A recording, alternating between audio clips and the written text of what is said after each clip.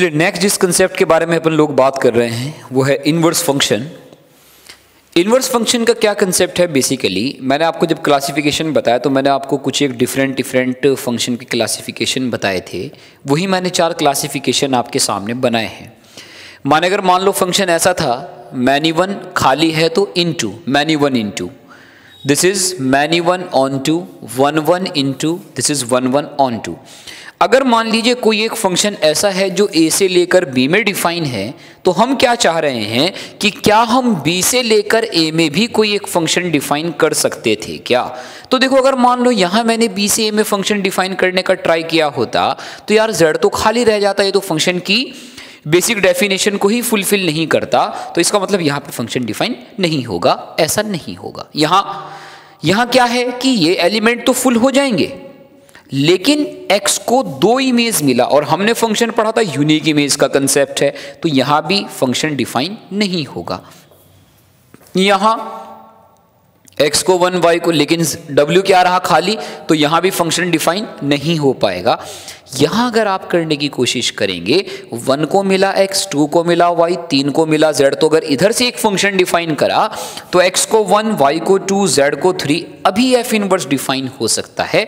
तो पहली कंडीशन, पहली इंपॉर्टेंट चीज जो अपने को मन में बैठा लेनी है कि किसी भी फंक्शन का इनवर्स केवल तभी पॉसिबल है जब वो कैसा हो, 1 1 एंड ऑन टू हो। Inverse function is specifically defined for the 1 1 and onto function.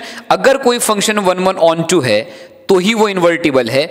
1 1 on to के लिए हमने एक वर्ड पढ़ा था बाइजेक्टिव। नाउ दीज 3 वर्ड्स हमेशा एक दूसरे को इंप्लाई कर रहे होंगे। 1 1 ऑन टू है या तो एक इन्वर्टिबल है और या तो वो बाइजेक्टिव है। तो अभी एक फंक्शन अगर मान लीजिए f ऐसा था, f एक कलेक्शन ऑफ ऑर्डर्ड पेयर ही तो था यार, दिस इज 3 z। तो अगर मैंने आज f इनवर्स डिफाइन करने की सोची होती तो मेरा फंक्शन क्या बनता जी, x, 1, y, 2, z, 3। इतनी सी बात है।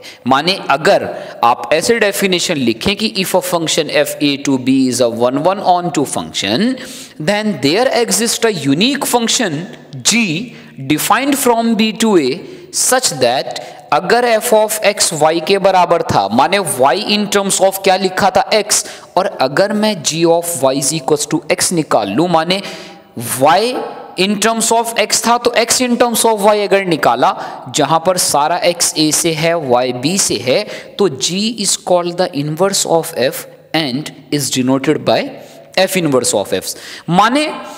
जो function y is equals to fx था वो y in terms of x लिखा था। अगर मैं x को इन टर्म्स ऑफ y सारा फंक्शन निकाल पाऊं तो हम कहते हैं कि हमने उसका इनवर्स निकाला। आसानी से समझने वाली बात यह है कि जो डोमेन ऑफ f है वो क्या बन गया, रेंज ऑफ f इनवर्स। और जो क्योंकि यार फंक्शन इधर से डिफाइन हुआ ना, तो जो रेंज ऑफ f है वो क्या बन जाता है, डोमेन ऑफ f इनवर्स। इतना सा है, a से b था तो ये b से a है। अभी x की टर्म्स में y लिखा था, अभी y की टर्म्स में x लिखा है। ऐसा फंक्शन बनाना f inverse, but inverse function is specifically defined for 1 1 and onto function. Second thing, एक छोटा सा कंफ्यूजन कई बार होता है, f इनवर्स 1/f के बराबर नहीं है जी। f इनवर्स केवल इनवर्स फंक्शन को डिनोट करने का, रिप्रेजेंट करने का एक तरीका भर है और कुछ भी नहीं। हाँ, अगर f की पावर ऐसा -1 हो, ये 1/f टाइप है ना। तो इस कंफ्यूजन को बिल्कुल भी अपने मन में ना बैठाएं कि f इनवर्स जो है वो 1/f के बराबर है। वो केवल नया फंक्शन जो इनवर्स आने वाला है उसको रिप्रेजेंट करने का एक तरीका भर है। लिखिएगा इस सारी चीज को, लिखें सभी लोग। Next is steps to find inverse. देखिए इनवर्स निकाला कैसे जाता है, बड़ा आसान सा तरीका है। पहला क्या है, आप क्या करें, write y is equals to F X. पहले आप y is equals to F X जो इक्वेशन है उसे ऐसी इक्वेशन की फॉर्म में लिखें। देन सेकंड स्टेप क्या करें कि solve the equation in terms of y, x को इन टर्म्स ऑफ y लाने की कोशिश करें। स्टेप नंबर 3, थर्ड आप क्या करें, to express F inverse as a function of X interchange X and Y. देखो करेंगे कैसे, करना क्या है आराम से देखें। अगर मान लीजिए एक फंक्शन है फार से लेकर आर में आपके पास डिफाइन है और f x is equal to 10 to the power x plus 1 है, आपसे कहा जाए कि फाइंड एफ इनवर्स, इसका एफ इनवर्स ऑफ एक्स निकालें किसके बराबर होगा। अब देखो इनवर्स निकालने का तरीका क्या है। पहली बात तो फंक्शन आपको 1 1 ऑन टू दिया हो तो ये जो फंक्शन है ये एक्सपोनेंशियल फंक्शन है, और एक्सपोनेंशियल फंक्शन तो कैसे होते हैं, 1 1 होते हैं, ऑन टू भी होते हैं। चूंकि अगर मैंने इसको r से लेकर r प्लस, आंसर कैसा आएगा हमेशा पॉजिटिव, तो मैंने क्या बना कर दिया इस फंक्शन को 1 1 ऑन टू बना कर दिया। तो करना क्या होता है, करना ये होता है कि y इज इक्वल टू 10 का पावर x प्लस 1 ऐसे लिखा। ये तो y in terms of x था, we will try to find x in terms of y। तो log लिया जाए ना बेस 10 पर, तो यार x plus 1 is equal to log y to the base 10। Now x is equal to log y to the base 10 minus का 1। दिखा x in terms of y के बराबर, सही बात है। तो x इन टर्म्स ऑफ अगर y है तो अब यही आपका g ऑफ y था, बस इस फंक्शन को अपने को इन्वर्स बनाकर देना है। तो मैं कहूंगा कि भैया जो f इन्वर्स ऑफ x है, x और y को बदल दिया करते हैं तो log x to the base 10 minus का 1 ऐसा होगा। आप ध्यान से देखेंगे तो जो आपका f इन्वर्स है, डोमेन r प्लस रेंज क्या आने वाली है r, यहाँ डिफाइन होगा। दिस इज द आंसर, लिखें। चलिए देखिए एक और क्वेश्चन। अगर मान लीजिए f is defined from -2 to infinity से r f x is equal to 1 plus L n x, तो अगर मान लीजिए हमने इसका इन्वर्स निकाला होता तो मैं क्या लिखता, 1 plus L N of X plus का 2। 1 को इधर लेकर जाता तो L N of X plus 2 is equal to Y minus 1। L N उल्टाया जाता तो e उधर जाता, e का पावर y, ये तो समझ आता है ना, एल एन अगर x is equal to y है तो x, e उधर चला जाता है ना। तो this is x is equal to e का पावर y माइनस 1 माइनस का 2। यही कौन है आपका g ऑफ y है, और इसी फंक्शन का नाम हम क्या लिख दिया करते हैं, इसी फंक्शन को अपन कहते हैं कि ये f इनवर्स ऑफ x है। ये तो gy है, x in terms of y बदल कर कैसे लिखेंगे, e का पावर, और f इनवर्स कहाँ से कहाँ डिफाइन होगा, f इनवर्स e का पावर x माइनस 1 माइनस का 2 है। तो आप देखें अब अगर आपने इसका डोमेन निकाला तो x माइनस 1 आप कुछ भी रखें r, और जो रेंज है वो कहाँ से आने वाली है, -2 से इन्फिनिटी। तो f inverse is defined from r to -2 से लेकर infinity. This is the answer. समझते हैं, बिल्कुल आसान सी बात है। देखो अगला देखो आप, f r टू 0 से 1 1 1 ऑन टू फंक्शन। इनवर्स निकालने का तरीका क्या है कि y को लिखा जाए 2 का पावर x अपॉन 1 प्लस 2 का पावर x, क्रॉस मल्टीप्लाई, यहां से 2 का पावर x निकाला तो माइनस का y अपॉन y माइनस 1, या x is equal to log लेंगे बेस 2 पर तो ये y अपॉन 1 माइनस वाई नजर आएगा। यही तो कौन होता है आपका x in terms of y gy, x को y से, y को x से रिप्लेस कर कर इसी का नाम क्या रखा जाता है, f inverse of x।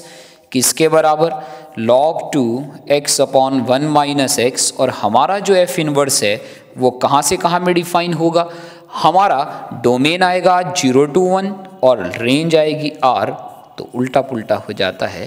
This is the answer. चलिए कुछ एक नोट्स लिखते हैं। First one, the inverse of a bijection, the inverse of a bijection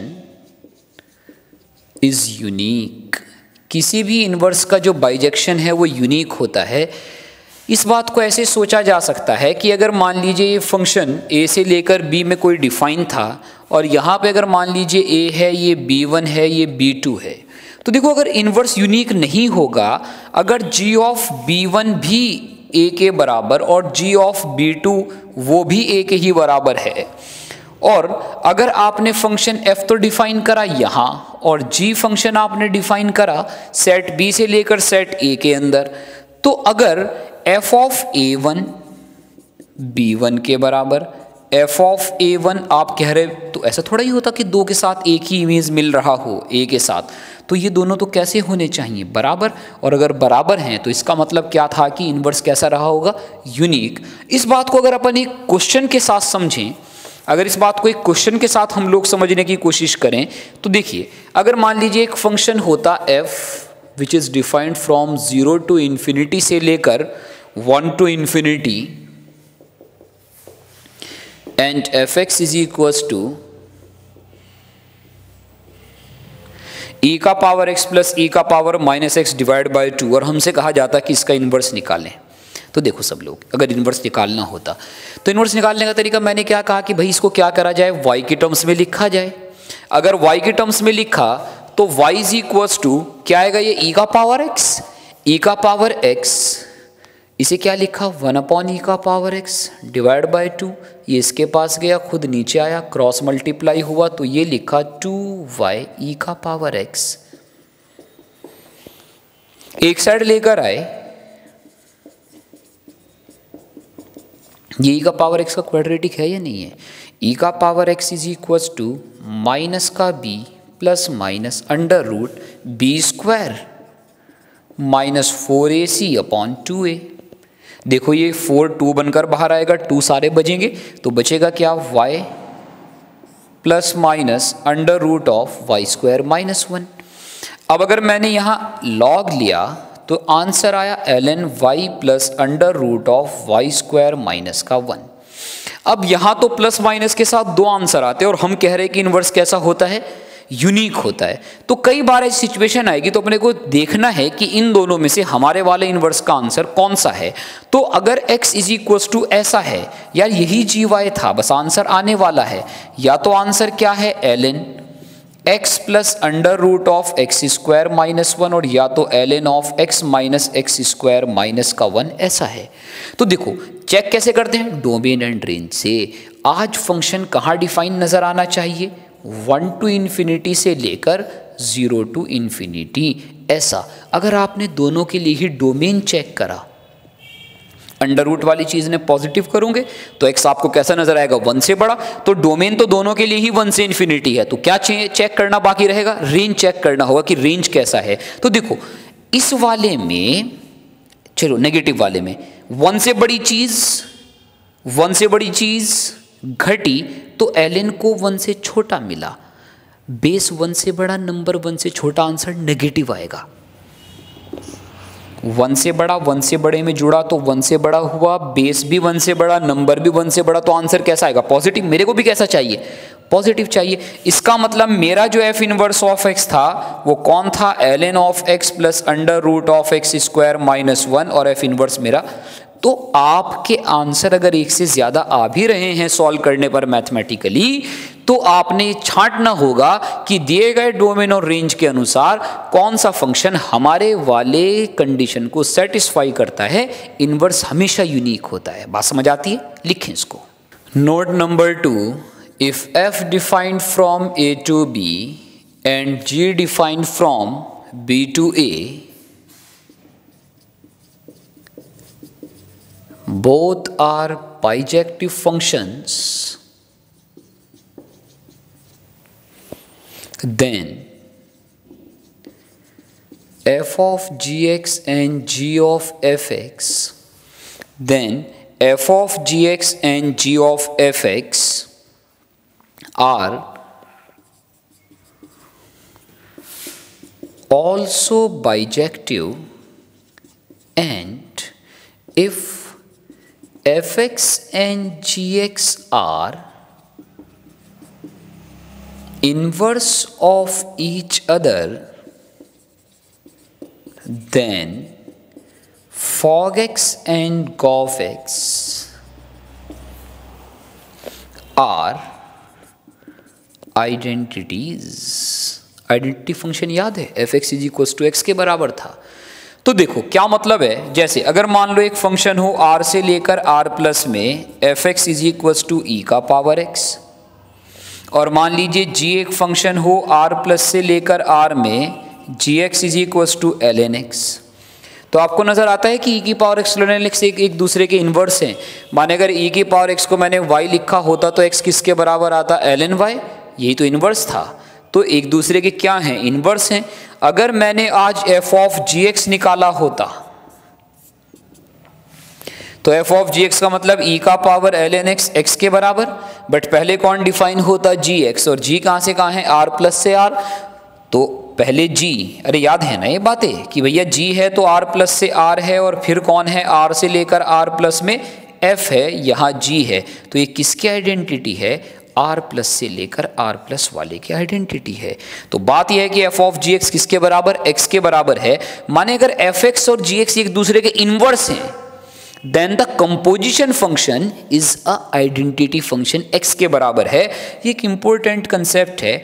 जब आप लोग डिफरेंशिएशन के अंदर किसी का इनवर्स फंक्शन का डिफरेंशिएशन कर रहे होंगे, we will use this concept. ऐसे ही अगर आपने g ऑफ fx भी निकाला तो भी किसके बराबर आएगा, x, कहाँ से लेकर कहाँ के बीच, r से लेकर r, लाइक दिस। लिखें इसको भी।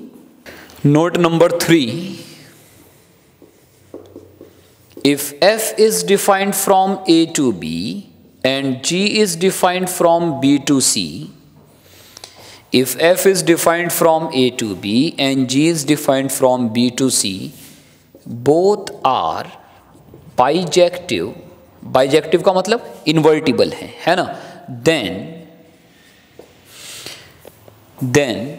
अगर मान लीजिए f एक फंक्शन है जो a से लेकर b में डिफाइन है और g एक फंक्शन है जो कि b से लेकर c में डिफाइन है, तो अगर हमने कोई एक फंक्शन बनाया g of fx, then g of fx will also be invertible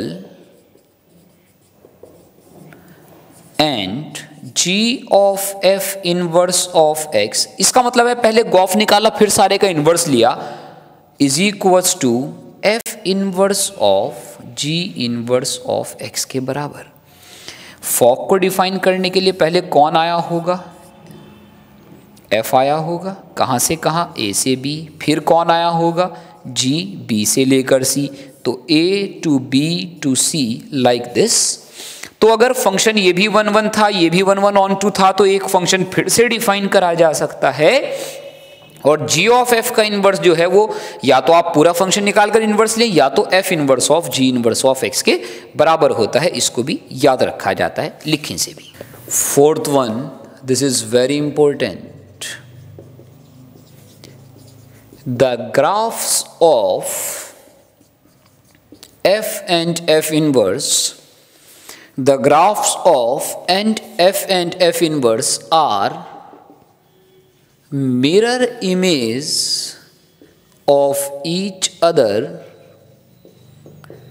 with respect to the line y is equals to x। अब ये काम की बात है, बेसिकली हम इतनी देर से इन्वर्स निकाल रहे हैं। अब ये काम की बात है कि इन्वर्स बेसिकली है क्या। इन्वर्स बेसिकली क्या है, हम क्या कर रहे थे कि y in terms of x लिखा था, तो मैंने कहा कि x को इन टर्म्स ऑफ y निकालो।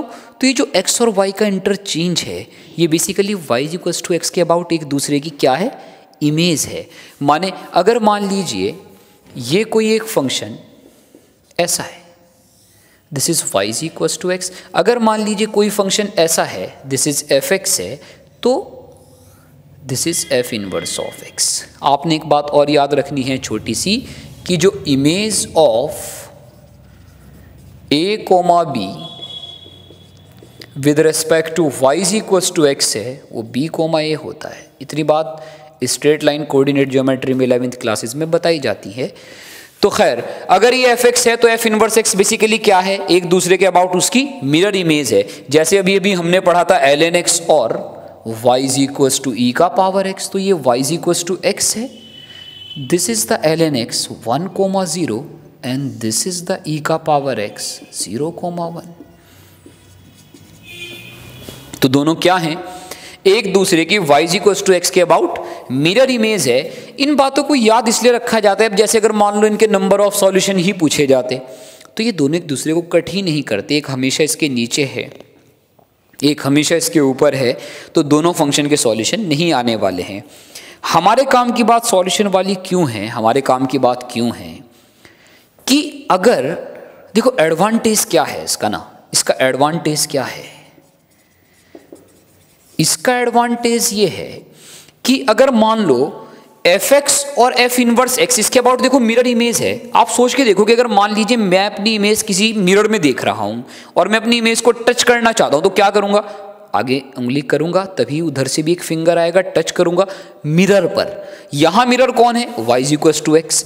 तो अगर y इक्वल्स टू एक्स के अबाउट ही इमेज है, तो अगर solutions of fx is equals to f inverse of x is to be asked,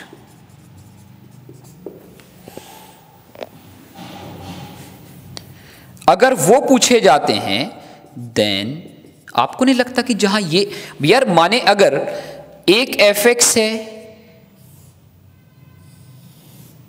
तो जब f इनवर्स x आएगा तो लाइक दिस इमेज ऐसी बनेगी। तो जहां वे कट करेंगे, क्या वो y इक्वल्स टू x पर जरूर करेंगे? तो then it is better to solve fx is equals to x। माने आप इनवर्स ना निकाल कर केवल अगर fx is equals to x के अबाउट भी सॉल्व कर देंगे तो भी वही सॉल्यूशन आएंगे। हालांकि सारे सॉल्यूशन आए ऐसा ज़रूरी नहीं है, बट सॉल्यूशन आएंगे ज़रूर। मैं एक छोटा सा बात समझा रहा हूँ, साथ साथ समझनी है। अगर मान लीजिए ऐसा होता, ये y इक्वल्स टू x है, अच्छा मान लो अगर fx ऐसा होता, तो इसका इनवर्स भी इसी के अबाउट होता, क्योंकि इमेज है तो ऊपर नीचे। आज सॉल्यूशन इनफाइनाइट होते, लेकिन जब भी एक solution y equals to x के अबाउट आता, वो आता ज़रूर।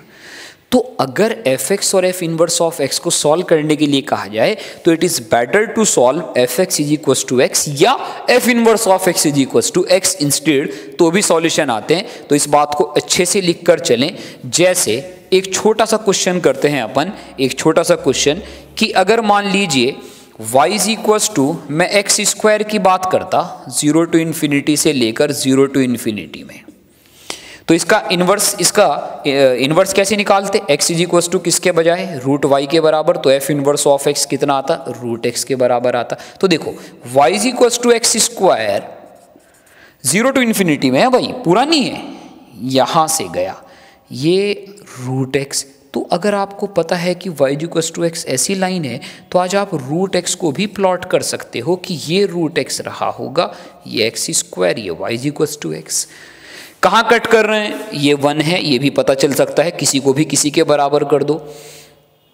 तो बेसिकली आप अभी इतनी सारी बातें जानते हो कि यार 0 से 1 में रूट x बड़ा है, x स्क्वायर सबसे छोटा है, 1 के बाद एक्स स्क्वायर बड़ा है, रूट x छोटा है, y इक्वल्स टू x। तो इस तरह की बातें जो हैं वो आप इन सब चीज़ों की हेल्प से सॉल्व कर सकते हैं। लिखें से सारे को करें। जैसे अगर मान लीजिए अपने को कहा जाए कि एक function f is defined from, अगर मान लीजिए अपने को कहा जाए कि f एक फंक्शन है जो कि 3/2 टू इन्फिनिटी से लेकर 25/4 टू इन्फिनिटी ऐसा डिफाइंड है, और fx is equals to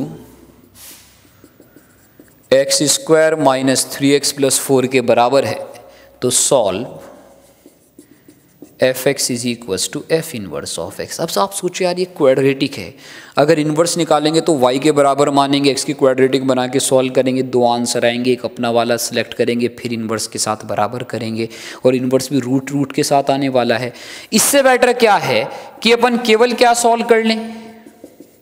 fx is equals to x, that is x square minus 3x plus 4 is equals to x।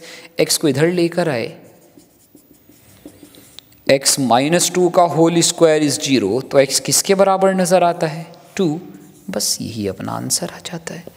तो बहुत सिंपल सी बात है, इसको याद रखें। तो this is the inverse function, इसे अच्छे से याद रखा जाए कि ये किसके बराबर है। चलिए ठीक है।